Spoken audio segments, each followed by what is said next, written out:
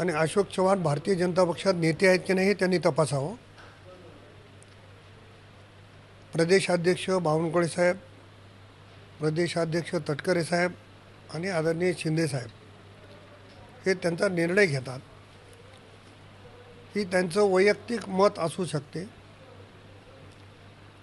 मी महायुतीतला एक घटक असल्यानं महायुती जो निर्णय घेईल त्या निर्णयाला बांधील आहे।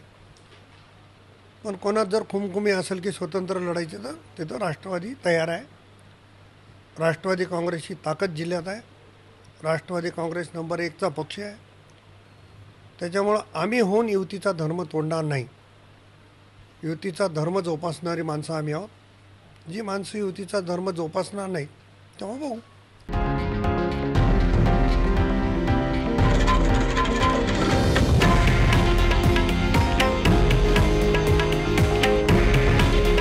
हे आहे देशातील नंबर 1 न्यूज नेटवर्क आणि आपण पाहत आहात TV9 मराठी। काळजी तुमची, हित महाराष्ट्राचं।